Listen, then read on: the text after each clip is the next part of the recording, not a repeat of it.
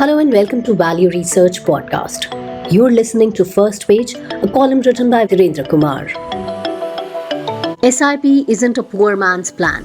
Why wealthy investors think systematic investing is beneath them. A few weeks ago, I had a conversation with an investor that left me both amused and slightly alarmed.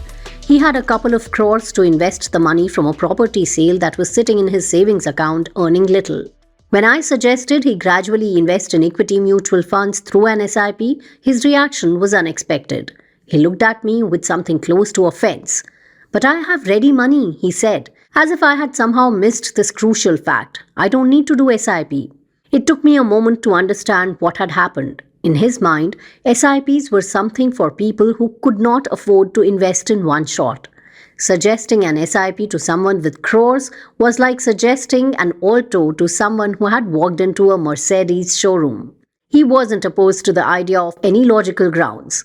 He simply felt it was beneath his financial station that SIP was something for poor people. This is a curious side effect of how SIPs have been marketed in India over the past decade. The mutual fund industry, quite rightly, wanted to democratize investing and bring in first-time investors. The pitch was simple. You can start with as little as 500 rupees a month. No need to wait until you have a substantial sum. Begin where you are with what you have. This message worked very well.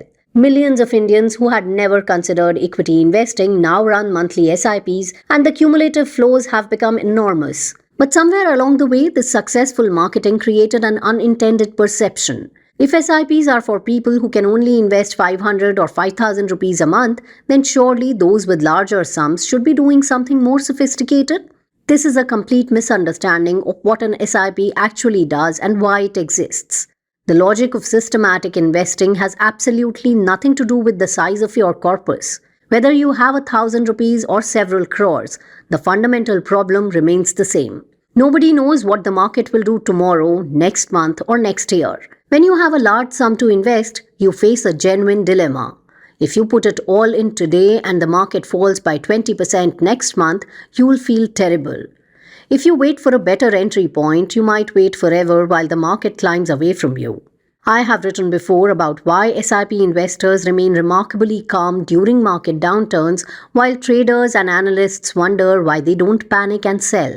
The explanation lies in psychology.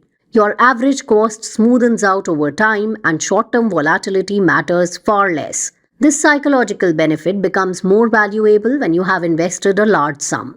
The wealthy investor's disdain for SIPs also reveals an interesting assumption that having money confers a special ability to time markets. It doesn't.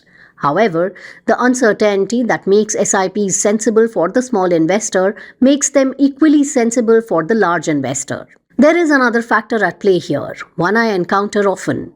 In many of my columns, I've noted that whenever investors display self-defeating behavior, an unscrupulous salesperson is often lurking in the background.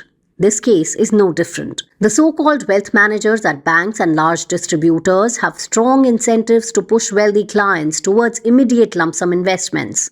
Their commission arrives the moment the money goes in. Why would they encourage a 12-month SIP when they can book the entire fee today? Worse, a prolonged SIP creates risk.